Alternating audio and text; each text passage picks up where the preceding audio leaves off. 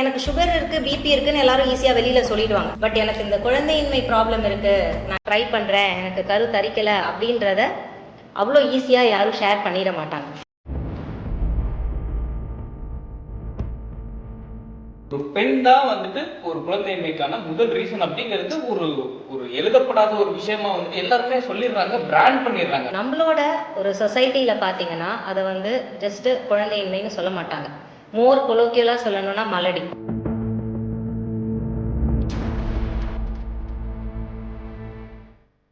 அவங்க வந்து கல்யாணம் ஆகி 1 வருஷம் ஆயிடுச்சு, 2 வருஷம் ஆயிடுச்சு, ஆனால் கருத்தரிக்கல, ஸோ பொண்ணை செக் பண்ணி சொல்லுங்க அப்படின்னு.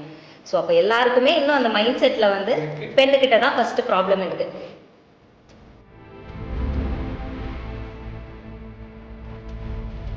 சில பேர் பார்த்தீங்கன்னா ஈவன் கல்யாணம் ஆகி அவங்க 2 பேருக்குள்ள பெருசாக புரிதல் இருந்திருக்காது, டைம் இருந்திருக்காது, 1 or 2 months தான் இருந்திருக்கும். அவங்க சேர்ந்து இருக்கிறதுக்கான ஆப்பர்ச்சுனிட்டியே பெருசாக இருந்திருக்காது. ஸோ பட் ஆனால் ஃபேமிலி மெம்பர்ஸ் அதுக்குள்ளார வந்து இல்லை கருத்தரிக்கலை அப்படின்னு கூட்டிடுவாங்க. ஸோ அது அவங்களால ஓப்பனாக கூட சொல்ல முடியாது.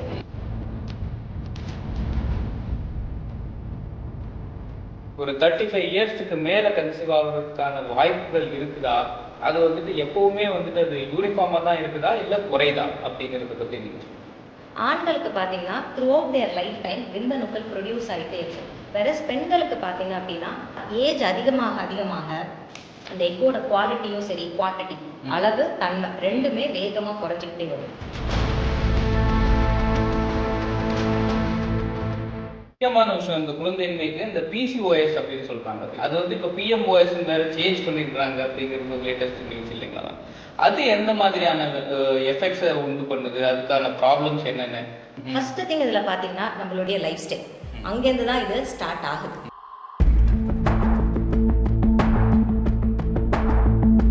பட் நீங்க சொன்ன மாதிரி இவ்வளோ டெக்னாலஜி இம்ப்ரூவ் ஆகியும் இன்னும் பெண்ணையே மட்டுமே குறை சொல்றவங்களும் இருக்காங்க. அந்த அதர் எண்ட் பார்த்தீங்க அப்படின்னா இந்த சோஷியல் மீடியா அண்ட் நம்ம டெக்னாலஜி டெவலப்மெண்ட்னால ஆண்கள் தானா முன் வந்து எனக்கு ப்ராப்ளம் இருக்குது, அதனால எனக்கு இன்னும் கருத்தரிக்கலை, அதை என்ன பண்ணலாம் மேடம் அப்படின்னு கேட்டுவாங்க. இந்த குழந்தையின்மை ப்ராப்ளம் இருக்கு, இல்லை நீங்கள் குழந்தைக்கு ட்ரை பண்ண போறீங்க, இல்லை உங்களுக்கு ஏதோ பீரியட்ஸ் இர்ரெகுலராக இருக்கு, ஏதோ ஒரு பிரச்சனை இருக்குன்னா நீங்கள் கன்சல்டேஷனுக்கு வரும்போது கண்டிப்பாக கணவன் மனைவி சேர்ந்து தான் வரணும்.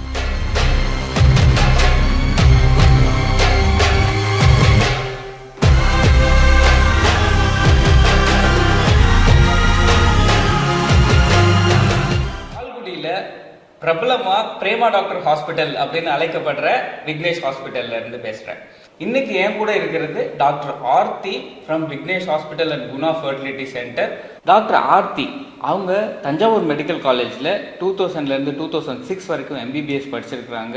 அதுக்கப்புறம் இந்தியாவோட one of the top most college Madras medical காலேஜில் அவங்க DGO ஃபினிஷ் பண்ணியிருக்கிறாங்க. DNB அப்படிங்கிறது நம்ம CSI மிஷன் ஹாஸ்பிட்டல் ட்ரிச்சியில் அவங்க 2010லேருந்து 2012 வரைக்கும் முடிச்சிருக்கிறாங்க. அதுக்கப்புறம் FIRM அப்படிங்கிறது 2012லேருந்து 2013 வரைக்கும் கேரளாவில் கொடுங்கல்லூரில் அவங்க ஃபினிஷ் பண்ணியிருக்காங்க. இதுக்கப்புறமா 12 இயர்ஸாக அவங்க லால்குடியில் நம்ம விக்னேஷ் ஹாஸ்பிட்டல் குணா ஃபர்டிலிட்டி சென்டரில் she is been delivering thousands and thousands of babies. Actually இன்னொரு சிறப்பம்சம் என்ன அப்படின்னு சொல்லி பார்த்தீங்கன்னா Guna fertility centre is the first IVF centre in Lalgudi. இனிமேலும் லால்குடி சரௌண்டிங்கில் இருக்கிறவங்க யாருமே திருச்சியை நோக்கியோ இல்லை சென்னையை நோக்கியோ IVF ட்ரீட்மெண்ட்டுக்காக போக வேண்டாம் அப்படின்னு சொல்லிட்டு கடந்த 5 வருஷமா நிறைய கப்பலோட ஒரு குழந்தை பாக்கியத்தை உண்டாக்கி கொடுத்த டாக்டர் ஆர்த்தியை தான் நாங்கள் இன்னைக்கு பாட்காஸ்ட்ல நம்ம பேச போகிறோம். நிறைய கொஸ்டின்கள் அவங்க ஆன்சர் பண்ண போகிறாங்க. எனக்கு அவங்க ரொம்ப ரொம்ப பிஸியான டாக்டர். ஆக்சுவலாக இன்னைக்கும் இப்போ பார்த்தீங்கன்னா அவ்வளோ பேஷண்ட்ஸ் வந்துட்டு பார்த்துட்டு தான் வராங்க. எங்களுக்கு 1 மணி நேரம் நான் டைம் தரேன், அதுக்கு வரைக்கும் நீங்கள் என்ன கேட்க முடியுமோ கேட்டுக்கங்க, நாங்கள் உங்களுக்கு ஆன்சர் சொல்கிறேன் அப்படிங்கிற மாதிரி சொல்லியிருக்காங்க. ஸோ இந்த 1 மணி நேரத்தை நம்ம எவ்வளோ ப்ரொடக்டிவாக நம்ம மாற்றிக்க முடியும் அப்படிங்கிறத நான் ட்ரை பண்ணி உங்களுக்கு எவ்வளோ இன்ஃபர்மேஷன் கொடுக்க முடியுமோ நான் கொடுக்குறேன். Without any further ado will get into the podcast. Thank you for accepting this invite ma'am. Thank you very much. Thank you mister தண்ணி for interacting with me today. வணக்கம், நான் டாக்டர் ஆர்த்தி. இந்த குழந்தையின்மைன்றது ப்ராப்ளம் வந்து பார்த்தீங்க அப்படின்னா இது மற்ற ஒரு மெடிக்கல் டிசீஸ் மாதிரி ஜஸ்ட் உடம்பு சம்மந்தப்பட்ட ஒரு பிரச்சனைன்னு மட்டும் நம்ம சொல்ல முடியாது. It is just not a medical disease. இதோட டெஃபினேஷன் பார்த்தீங்க அப்படின்னா ஒரு வருட காலம் ஒரு ஆணும் பெண்ணும் எந்தவித கருத்தடையும் யூஸ் பண்ணாமல் ரெகுலர் இன்டர்கோர்ஸ் ரெகுலராக உடலில் இருந்தும் அவங்களுக்கு கரு தரிக்கலை அப்படின்னா அதை வந்து குழந்தையின்மைன்னு சொல்கிறோம். பட் நம்மளோட ஒரு சொசைட்டியில் பார்த்தீங்கன்னா அதை வந்து ஜஸ்ட்டு குழந்தையின்மைன்னு சொல்ல மாட்டாங்க. மோர் கொலோக்கியலாக சொல்லணும்னா மலடி, அதுதான் ஃபஸ்ட்டு வர வார்த்தை எல்லாருக்கும். ஸோ பார்த்தீங்கன்னா இது மற்ற சுகர் பிபி மாதிரி பார்த்தீங்கன்னா இது ஜஸ்ட் ஒரு உடம்பு சம்மந்தப்பட்ட பிரச்சனை கிடையாது. It is more of a mental disease, more of a physical disease and all more importantly a social disease. நீங்கள் சொன்ன அந்த சோஷியல் ஸ்டிக்மா. எனக்கு சுகர் இருக்குது பிபி இருக்குன்னு எல்லாரும் ஈஸியாக வெளியில் சொல்லிடுவாங்க. நான் கண்டிப்பாக 10 பேர்கிட்ட கேட்பாங்க, எனக்கு சுகர் இருக்குது, பிபி இருக்குது, தலைவலி இருக்குது, வயிற்று வலி இருக்குது, என்ன பண்ணுறதுன்னு. பட் எனக்கு இந்த குழந்தையின்மை ப்ராப்ளம் இருக்குது, நான் ட்ரை பண்ணுறேன், எனக்கு கரு தரிக்கலை அப்படின்றத அவ்வளோ ஈஸியாக யாரும் ஷேர் பண்ணிட மாட்டாங்க. ஏன்னா எல்லாரும் நினைக்கிறது அது என்னுடைய பிரச்சனை, என்னுடைய ப்ராப்ளம், எனக்கிட்ட இருக்கிற ப்ராப்ளம், அது எனக்கு ஒரு பனிஷ்மெண்ட்டு, நான் ஏதோ தப்பு பண்ணியிருக்கேன், எனக்கு வந்து நான் ஏதோ பாவம் பண்ணியிருக்கேன், இந்த மாதிரி தான் அவங்களும் நினைக்கிறது உண்டு, ஃபேமிலி மெம்பர்ஸும் அதை வந்து நினைக்கிறது உண்டு. ஸோ நான் முன்னாடியே சொன்ன மாதிரி அந்த டெஃபினிஷன்ன்றது கல்யாணம் ஆகி அடுத்த மாதமே குழந்தை தரிக்கணும் அப்படிதான் இன்னமும் நம்ம கிராமத்து சைட்லலாம் பார்த்தீங்கன்னா எக்ஸ்பெக்டேஷன் இருக்கும், கல்யாணம் ஆன உடனே அடுத்த மாதம் கருத்தரிச்சிடணும். அப்படி இல்லைன்னா அந்த பெண்ணுக்கு ஏதோ ஒரு ப்ராப்ளம் இருக்கு அப்படின்றது. பட் இன் ரியாலிட்டி அது கிடையாது. ஸோ அட்லீஸ்ட் ஒரு ஆணும் பெண்ணும் ஒரு வருட காலமாக அவங்க நார்மல் இன்டர்கோர்ஸில் இருந்து கருத்தரிக்கலை அப்படின்னா அதை வந்து நம்ம வந்து குழந்தையின்மை ப்ராப்ளம் அவங்களுக்கு இருக்குன்னு அர்த்தம். அதுக்காக அவங்களுக்கு குழந்தை பிறக்காதுன்னு அர்த்தம் கிடையாது. ஜஸ்ட் அவங்களுக்கு ஏதோ ஒரு ப்ராப்ளம் இருக்கு, என்னன்னு நம்ம இவாலுவேட் பண்ணணும்னு அர்த்தம். நீங்க சொன்னதுலேருந்து தான் மேம் என்னோட ஃபர்ஸ்ட் கொஸ்டின். ஆக்சுவலா இப்போ நம்ம சரௌண்டிங்ல இந்த கிராமத்துல, அதாவது லால்குடிங்கிறது நிறைய கிராமங்களுக்கு நடுவில் இருக்கிற ஒரு டவுன். ஆக்சுவலா இங்க இருக்கிற நீங்க அன்றாடம் நீங்க ஃபேஸ் பண்ற பேஷண்ட்ஸோட மனநிலையை நீங்க எப்படி நீங்க இது பண்ணுறதுங்கிறதா நான் கேட்குறேன். நீங்கள் அவங்கள எப்படி சரி பண்ணுறீங்க அப்படிங்கிறத பற்றி தான். ஏன்னா ஒரு ஒரு பெண் தான் வந்துட்டு ஒரு குழந்தையின்மைக்கான முதல் ரீசன் அப்படிங்கிறது ஒரு ஒரு எழுதப்படாத ஒரு விஷயமா வந்துட்டு எல்லாருமே சொல்லிடுறாங்க, பிராண்ட் பண்ணிடுறாங்க, அந்த பொண்ணு தான் ப்ராப்ளம். அதில் பையன் இன்னும் இன்வால்வ்டு அப்படிங்கிற ஒரு விஷயம் வந்துட்டு இன்னும் ஒரு சயின்ஸ் வந்துட்டு இவ்வளோ அவேர்னஸ் வந்துச்சுனாலும் இன்னும் வந்துட்டு அந்த பெண்ணை தான் வந்துட்டு ஃபுல்லாக எல்லாருமே கார்னர் பண்ணுற மாதிரியான ஒரு சுச்சுவேஷன் இருக்குது. இதை எப்படி வந்து ஒருத்தவங்க பேசுறாங்க? ஏன்னா இப்போ இந்த வீடியோவை பார்த்துட்டு இருக்கிற நிறைய பேருக்கு வந்துட்டு அவங்க என்னைய பற்றி தான் பேசுறாங்க அப்படிங்கிறது தோணும். அவங்கள நீங்க எப்படி கவுன்சில் பண்றீங்க? அவங்கள ஃபர்ஸ்ட் நார்மல் சீக்கணும். ஏன்னா அவங்க மைனஸ் 100ல இருக்கிறாங்க கிட்டத்தட்ட. அவங்களுக்கு 0க்கு கொண்டுட்டு வரதே ஒரு பெரிய விஷயம். அதுக்கப்புறமா நம்ம அவங்களுக்கு பண்ணி அவங்களுக்கு ட்ரீட்மெண்ட் கொடுத்து அவங்களுக்கு ஒரு குழந்தை பாக்கியத்தை உண்டாக்கி கொடுக்கும்போது அதை நீங்க எப்படி பண்றீங்க? நீங்க சொல்றது 100% கரெக்ட். குழந்தையின்மைன்னு பார்த்தீங்கன்னா ஃபஸ்ட்டு எல்லாருக்குமே வந்து ப்ராப்ளம் வந்து பெண்ணுக்கிட்ட தான் அப்படின்னு. ஸோ அது காமன். அதை வந்து எப்போ நாங்கள் ரியலைஸ் பண்ணுறோன்னா, காமனாக நம்ம ஓபிக்கு வரவங்க பார்த்தீங்கன்னா ஒன்று அந்த பெண் மட்டும் தனியாக வருவாங்க, எனக்கு நான் இந்த மாதிரி இப்போ பேபிக்கு ட்ரை பண்ணுறேன் பட் ஆனால் எனக்கு ஒர்க் அவுட் ஆகலைன்னு. இல்லை அந்த ஃபேமிலி மெம்பர்ஸ், இன்லா சைடும் சரி, அப்பா அம்மா வீட்டு சைடும் சரி, அவங்களே அந்த பெண்ணை மட்டும்தான் கூட்டிகிட்டு வருவாங்க. அவங்க வந்து கல்யாணம் ஆகி 1 வருஷம் ஆயிடுச்சு, 2 வருஷம் ஆயிடுச்சு, ஆனால் கருத்தரிக்கல, ஸோ பொண்ணை செக் பண்ணி சொல்லுங்க அப்படின்னு. ஸோ அப்போ எல்லாருக்குமே இன்னும் அந்த மைண்ட் செட்டில் வந்து பெண்ணுக்கிட்ட தான் ஃபர்ஸ்ட் ப்ராப்ளம் இருக்கு. இது ஒரு எக்ஸ்ட்ரீமும் இருக்கு. பட் நீங்கள் சொன்ன மாதிரி இவ்வளோ டெக்னாலஜி இம்ப்ரூவ் ஆகியும் இன்னும் பெண்ணையே மட்டுமே குறை சொல்கிறவங்களும் இருக்காங்க. அந்த அதர் எண்ட் பார்த்தீங்க அப்படின்னா பிகாஸ் ஆஃப் இந்த சோஷியல் மீடியா அண்ட் நம்ம டெக்னாலஜி டெவலப்மெண்ட்னால ஆண்கள் தானா முன் வந்து எனக்கு ப்ராப்ளம் இருக்குது வந்தோடனே சொல்லிடுவாங்க, எனக்கு ப்ராப்ளம் இருக்குது, அதனால எனக்கு இன்னும் கருத்தரிக்கல, அதை என்ன பண்ணலாம் மேடம் அப்படின்னு கேட்டுவாங்க. ஸோ அந்த 2 எக்ஸ்ட்ரீமும் இருக்காங்க. பரவாயில்ல, அந்த வகையில ஒரு அவேர்னஸ் கிரியேட் ஆயிருக்கு அப்படிங்கிறது வந்து கண்டிப்பா ஒரு வரவேற்கத்தக்க ஒரு விஷயம். நிச்சயமா. அதே மாதிரி பாத்தீங்கன்னா ஈவன் கப்பிள்ஸே வந்து இப்ப பாத்தீங்க அப்படின்னா again because of social media they come forward. கல்யாணம் ஆன உடனே இந்த மாதிரி நாங்க குழந்தைக்கு ட்ரை பண்ணலான் இருக்கோம், ஸோ ஒரு பேசிக் இவாலுவேஷன் பண்ணி எல்லாம் எங்களுக்கு நார்மலா இருக்கான்னு நாங்க பாத்துக்கிறோம் அப்படின்னு ஈவன் அவங்க பிளான் பண்றதுக்கு முன்னாடியே நாங்களை பரிசோதனைக்கு உட்படுத்திக்க they are ready. Okay. So அந்த எக்ஸ்ட்ரீம் ஆஃப் பீப்புளும் இன்னும் இருக்கு. டெக்னாலஜி இம்ப்ரூவ் ஆக நம்மளுடைய அவேர்னஸும் இம்ப்ரூவ் ஆயிட்டு இருக்கு. ஸோ 2 எக்ஸ்ட்ரீமுமே ஈக்குவலாகவே பார்க்க. Okay fine ma'am. இப்போ அந்த ஃபர்ஸ்ட் இருக்கிறவங்களுக்கு நீங்க என்ன மாதிரி நீங்க ஸ்டார்ட் பண்ணுவீங்க? அவங்களோட ட்ரீட்மெண்ட் சைக்கிள் எப்படி இருக்கும் அப்படின்னு? ஏன்னா இதை பார்த்துட்டு நிறைய பேர் நான் வரேன் அப்படிங்கிற மாதிரி ட்ரை பண்ணுவாங்க. ரொம்ப அந்த ஸ்டிக்மாவோட இருக்கிறவங்க அவங்க வர்றதுக்கு அவங்களுக்கு முன் வந்து நான் அந்த ட்ரீட்மெண்ட் எடுத்துக்கலாம் அப்படின்னு சொல்றதுக்கு இது வந்து உங்களோட பதில் ரொம்ப ஹெல்ப்ஃபுல்லா இருக்கும்னு நினைக்கிறேன். ஃபர்ஸ்ட் நான் சொல்றது என்னன்னா, இந்த குழந்தையின்மை ப்ராப்ளம் இருக்கு, இல்லை நீங்கள் குழந்தைக்கு ட்ரை பண்ண போறீங்க, இல்லை உங்களுக்கு ஏதோ பீரியட்ஸ் இர்ரெகுலராக இருக்கு, ஏதோ ஒரு பிரச்சனை இருக்குன்னா நீங்கள் கன்சல்டேஷனுக்கு வரும்போது கண்டிப்பாக கணவன் மனைவி சேர்ந்து தான் வரணும், ஒரு கப்புலாக தான் வரணும். அதுதான் ஃபஸ்ட்டு சொல்கிறது. ஈவன் நாங்கள் வந்து ஓபிக்கு வந்து அவங்க தனியாக வந்தாலுமே நாங்கள் சொல்கிறது, உங்கள் கணவனையோ மனைவியோ கண்டிப்பாக கூட்டிகிட்டு வாங்க. 2 பேர்கிட்டையும் சேர்ந்து தான் நம்ம இந்த கவுன்சிலிங்கையும் ஆரம்பிக்கணும், பரிசோதனைகளையும் ஆரம்பிக்கணும், ட்ரீட்மெண்ட்டும் அதே மாதிரி தான். முக்கியமாக ஃபஸ்ட்டு அந்த கப்பில் வந்து நாங்கள் தனியாக இன்ட்ராக்ட் பண்ணுவோம். ஏன்னா ஃபேமிலி மெம்பர்ஸ் இருக்கப்ப எல்லாராலையும் ஓப்பன் அப் பண்ண முடியாது. அவங்களுக்கு நிஜமாவே ஏதோ ஒரு இஷ்யூ இருக்கலாம். ஈவன் அவங்க வந்து சில பேர் பார்த்தீங்கன்னா ஈவன் கல்யாணம் ஆகி அவங்க 2 பேருக்குள்ள பெருசாக புரிதல் இருந்திருக்காது, டைம் இருந்திருக்காது, 1 or 2 months தான் இருந்திருக்கும். அவங்க சேர்ந்து இருக்கிறதுக்கான ஆப்பர்ச்சுனிட்டியே பெருசாக இருந்திருக்காது. ஸோ பட் ஆனால் ஃபேமிலி மெம்பர்ஸ் அதுக்குள்ளார வந்து இல்லை கருத்தரிக்கலை அப்படின்னு கூட்டிடுவாங்க. ஸோ அது அவங்களால ஓப்பனாக கூட சொல்ல முடியாது. ஸோ ஃபஸ்ட்டு கப்பல் வந்து தனியாக எங்களை வந்து அவங்கள சந்திக்க, அதாவது அந்த ஒரு இதை வந்து என்விரான்மெண்ட்டை வந்து நாங்கள் கிரியேட் பண்ணுவோம்.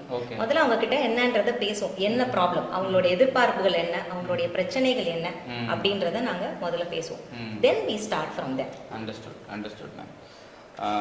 இன்னொரு அடுத்த செக்மெண்ட்ல நான் என்ன கவர் பண்ணணும் அப்படின்னு சொல்லி பார்த்தீங்கன்னா, நிறைய பேருக்கு வந்துட்டு ஏஜ் ஆக ஆக அவங்களோட கருத்தரிக்கும் தன்மை வந்துட்டு கம்மியாகிக்கிட்டே வருது அப்படிங்கிற புரிதல் இருக்குதா அப்படிங்கிறது ஒரு கொஸ்டின். அப்படியே இருந்துச்சுனாலும் அதை எப்படி அவங்க எடுத்துக்கிறாங்க, அந்த ஃபேமிலி வந்துட்டு அதை எப்படி எடுத்துக்கிறாங்க, ஒரு 35 இயர்ஸுக்கு மேலே கன்சீவ் ஆகுறதுக்கான வாய்ப்புகள் இருக்குதா, அது வந்துட்டு எப்பவுமே வந்துட்டு அது யூனிஃபார்மாக தான் இருக்குதா இல்லை குறையுதா, நிஜமாவே ஏஜுக்கு போக போக குறையுதா அப்படிங்கிறத பற்றி நீங்கள் சொல்லுங்கள். சரி, இதுக்கு வந்து ஃபஸ்ட்டு நம்ம வந்து ஏன் இந்த ஏஜ் ஃபேக்டர் இவ்வளோ இம்பார்ட்டண்ட் அப்படின்னு சொல்கிறோம். ஆண்களுக்கும் நம்ம அதை சொல்லுவோம், ஏன் வயசாயிடுச்சு, இன்னும் நீ குழந்தை பிறக்கல, இது பண்ணலை அப்படின்ற மாதிரி. பட் பெண்களுக்கு அது ரொம்பவே ஏர்லியராக ஸ்டார்ட் ஆகிடுது. சரி, இதில் முக்கியமான விஷயம் ஏன் நம்ம அதை தெரிஞ்சுக்கணும்னா, ஆண்களுக்கு பார்த்தீங்கன்னா throughout their lifetime விந்தணுக்கள் ப்ரொடியூஸ் ஆகிட்டே இருக்கும். எவ்ரி 2 to 3 months ஒன்ஸ் புது விந்தணுக்கள் உற்பத்தி ஆகிட்டே இருக்கும். வேற பெண்களுக்கு பார்த்தீங்க அப்படின்னா பிறக்கும் போது அவங்களுக்கு இருக்கிற அந்த மில்லியன் கணக்கான முட்டைகள் மட்டும்தான். பிறந்த பிறகு குழந்தையா அவங்க பிறந்த பிறகு புதுசா எந்த முட்டைகளும் உற்பத்தி ஆகிறது இல்லை. அந்த முட்டைகள் தான் அவங்களுக்கு ஏஜ் அட்டன் பண்ணதுலேருந்து, அதாவது மெனார்கிலேருந்து பீரியட்ஸ் நிற்கிறது, அதாவது மெனோபாஸ் வரைக்கும் அந்த முட்டைகள் தான் ஒரு கொஞ்சம் கொஞ்சம் பேட்சா வெளியேறுது. இது எந்த விதத்துல வெளியேறுது, ஒரு பேட்ச் ஆஃப் எக்ஸ் இருக்கு, எப்படி வந்து அது வந்து முட்டைகள் வெளியேறுது அப்படின்னா, ஜென்ரலாக இது எல்லாருக்கும் தெரிஞ்சது, மாதவிடாய் வரும்போது மாதம் ஒரு முட்டை அவங்களுக்கு 1 அல்லது 2 முட்டையோ ஏதோ ஒன்று கருமுட்டை வெளியேறும். பட் இந்த முட்டைகள் வந்து எந்த ரேட்ல வெளியேறுது அப்படின்னு பார்த்தீங்கன்னா, ஃபர்ஸ்ட் இனிஷியலா அந்த ஃபர்டிலிட்டி பீரியட் நல்லா இருக்கிற காலம், வித்தின் 20 to 25 years, 18 இயர்ஸ்லேருந்து ஒரு 28 to 30 இயர்ஸ்க்குள்ளே நல்ல குவாலிட்டி அதிகமுள்ள முட்டைகள் வெளியேறும். அதே பார்த்தீங்க அப்படின்னா ஒரு 30 to 35 இயர்ஸ்க்குள்ளே ஒரு ஆவரேஜ் குவாலிட்டி முட்டைகள் வெளியேறும். அதே ஒரு 35லேருந்து 40 வயசுக்கு மேலே பார்த்தீங்கன்னா அவங்களுக்கு பேலன்ஸ் இருக்கிற முட்டைகளே பார்த்தீங்கன்னா ரொம்ப குவாலிட்டி, அந்த குவான்டிட்டி ரொம்பவே கம்மியாக இருக்கும். ஸோ இந்த குவான்டிட்டி கம்மியாகிறது பார்த்தீங்கன்னா ஏஜ் அதிகமாக அந்த எக்கோட குவாலிட்டியும் சரி, குவான்டிட்டி அளவு தன்மை ரெண்டுமே வேகமாக குறைஞ்சிக்கிட்டே வரும். அதே அந்த 35 வயசுக்கு மேல அந்த இது வந்து ரொம்ப வேகமா குறைய ஆரம்பிச்சிடும், குவாலிட்டி வந்து ரொம்ப வேகமா குறைய ஆரம்பிச்சிடும்.